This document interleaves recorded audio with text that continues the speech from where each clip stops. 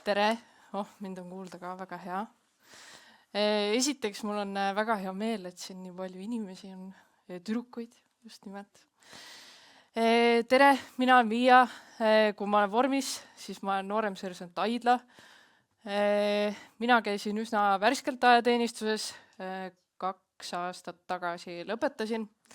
Ja täna olen ma siis tööl Kaitseressursside Ametis ja tegelen siis värbamisega Kaitseväe Akadeemiale ja teisele jalaväebrigaadile. Ja täna ma siis räägin teile natukene, mida teha saab, kui sa ei otsusta jätta vormi selga, aga soovid kuidagi teistmoodi riigikaitsesse panustada, nii nagu mina siis seda otsustasin teha. Nii kuidas töötab niimoodi, jah. Ahaa, nii. Ühesõnaga põgusalt siis, et me tõesti anname tööd, Kaitsevägi just nimelt annab tööd siis üle 4000 inimesele ja Kaitseväes on siis tõesti väga palju erinevaid ametikohti, et nagu näha, mina olen värbaja, üks on näiteks, ma ei tea, registripidaja, et selles mõttes, et me kõik omamoodi panustame ikkagi riigikaitsesse. Ja nagu näha, siis on tegevväelased ja töölepingulised ja töölepinguline ei tähendagi siis seda, et sa nüüd istudki seal selles masinas ja nüüd sa oledki töölepinguline töötaja, et selles mõttes mina olen ka töölepinguline töötaja. Ja siin on siis väike kaart, turvavaip nii-öelda, et nagu te näete, siis tegelikult Kaitseministeeriumi valitsemisala ulatub üle Eesti. Et te mõtlete, et kuidas Kaitsevägi jõuab Saaremaale või Hiiumaale, siis tegelikult on seal Kaitseliidu üksused, ehk siis Kaitseliit täpselt samamoodi on tegelikult üks tööandjatest, et seda ka kindlasti tasub kaaluda. Et jah, et selles mõttes me oleme igal pool, panustame igal pool üle Eesti. Ja räägin siis, siin on kindlasti juba tegevteenistusest kõvasti räägitud ja aga mida see siis põhimõtteliselt kokku tähendab, ongi see, et see tegelikult annab tohutult karjäärivõimalusi, et näiteks kui sa alustadki nooremseersandina, siis sa võid jõuda näiteks vanemveebliks, staabiveebliks kunagi aastate pärast, siis nii-öelda rotatsiooni korras sa saad siis nii-öelda ametikohti ja ka üksuseid vahetada, et nad kindlasti nii-öelda arvestavad sellega sinu vaadetega, nii-öelda ambitsioonidega, kuhu sa soovid näiteks edasi areneda. Näiteks üks hetk oled sa, ütleme, logistikapataljonis, aga soovid näiteks ennast arendada staabisidekompaniis või kuidagi selles mõttes on kõik täitsa läbi räägitav. Ja see tähendabki seda, et töö on mitmekülgne. Palju on ka näiteks sellist administratiivset tööd, on õpetamist näiteks, ajateenijatega tegelemist, et üldjuhul kui sa alustad tööd tegevväelasena, et siis pigem ongi inimesed tihtipeale alguses ajateenijate peal.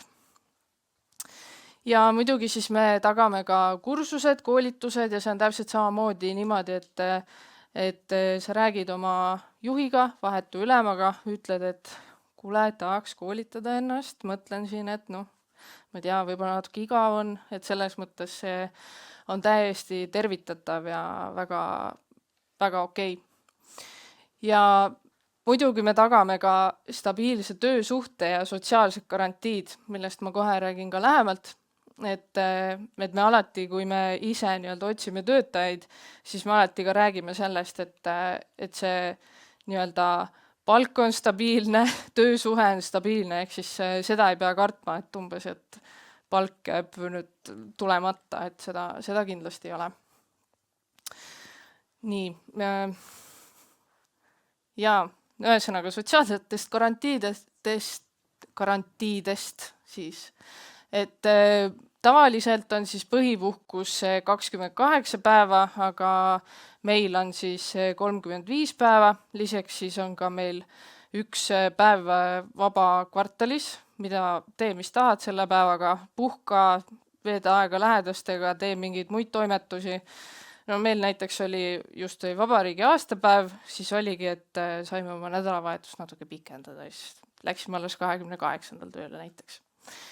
Ja siis, kui sa asud tegevteenistusse, siis on sul võimalik ka saada tasuta meditsiiniabi ja hambaravi.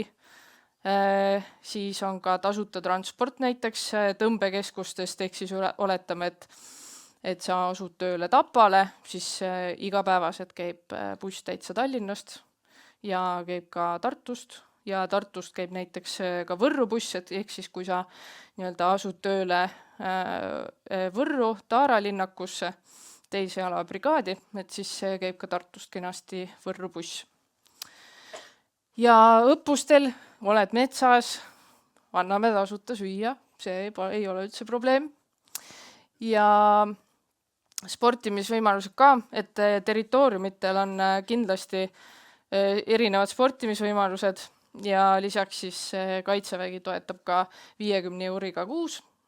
Saad kasutada siis jõusaalis käimiseks, mis iganes, et anna minna. Näiteks meil on isegi lasketiiru saab kasutada, et saad osta endale mingi paketi ja siis saad tulistama minna, et see on ka päris tore.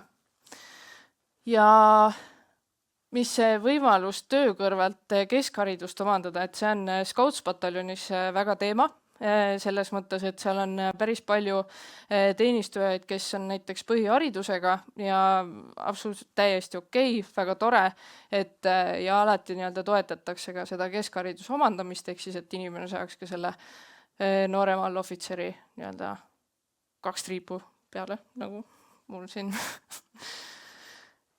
Nii, kas küsimusi on vahepeal tekkinud või nende jaoks on hiljem, on ju? Okei. Aga ma räägin siis natuke Kaitseväe Akadeemiast ka, ehk siis kui kellelgi siin on juba praegu mõttes, et okei, ma lähen ajateenistusse ja pärast seda ma lähengi ohvitseriks õppima, et siis nüüd natuke põgusalt räägin ka. Ühesõnaga, tegemist on siis ainukese riigikaitselise rakenduskõrgkooliga. See asub Tartus, Riiamäel. Jah, just, näete, maja. Nii. Ühesõnaga, siis tegelikult on õppekavu päris palju, ehk siis üldjuhul, kui nii-öelda kadett, ehk siis teda kutsutakse kadetiks, kui ta sinna õppima asub, et siis on tegelikult valida, mis suunal sa tahad minna, kas on maavägi, merevägi või õhuvägi.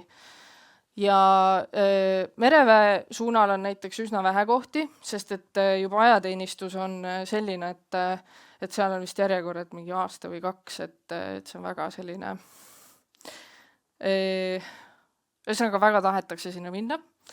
Ühesõnaga, ja, siis õhuvägi ka täpselt samamoodi üsna väike kursus ja kõige suurem on siis maavägi, et sinna siis suundub enamus kadette.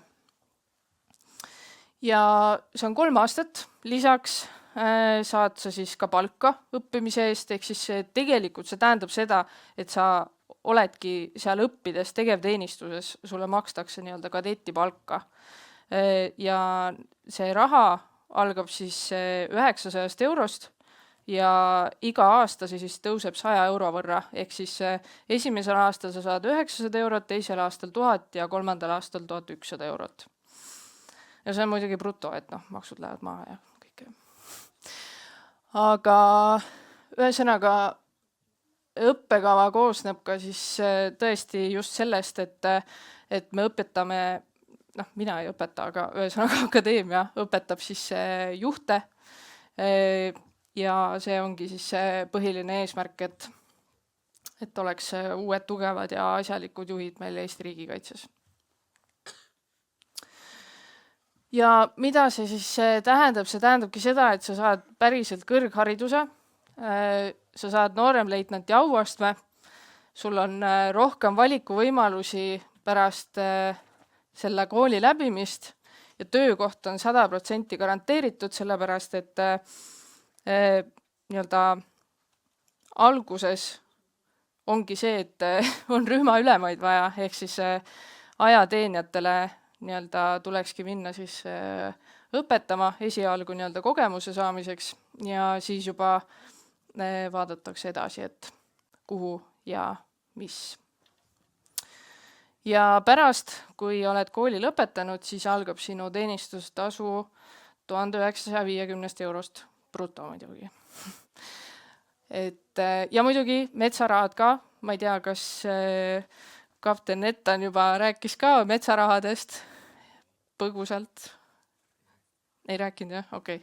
Ühesõnaga metsarahad on ka, et see tuleb siis nii-öelda palgale lisaks, ehk siis kui sa oled metsas õppusel, et siis sa saad ka nii-öelda päevaraha. Ma summad kahjuks ei oska öelda, aga siis kui mina ajateenistuses olin, siis olid küll need instruktorid ja rühma vanemad väga rõõmsad ja väga ilusti istusid seal metsas, sest et metsarahad.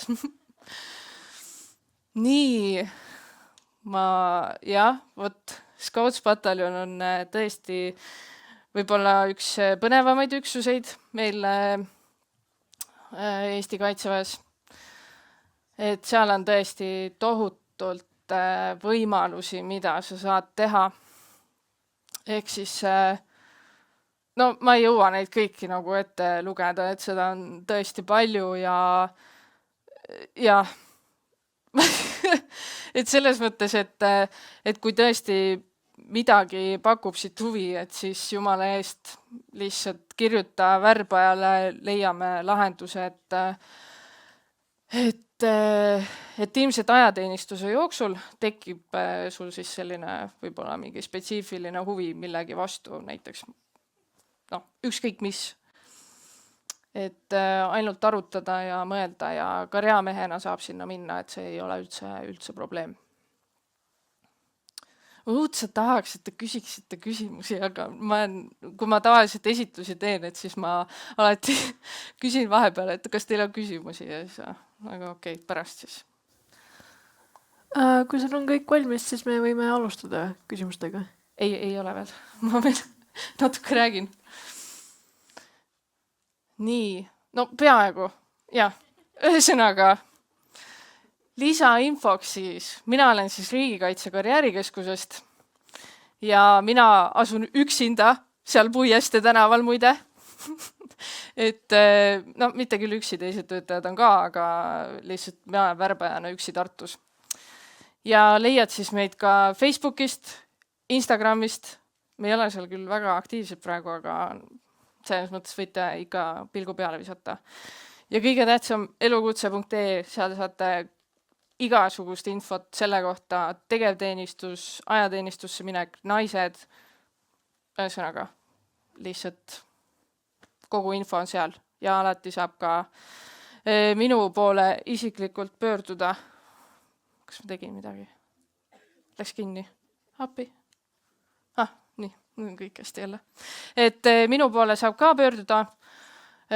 Kahjuks minu nime siin ei kuva kohe, aga elukutse.ee lehelt siis kontaktidelt leiate. Ja olen seal täitsa lehe lõpus Tartus. Võt.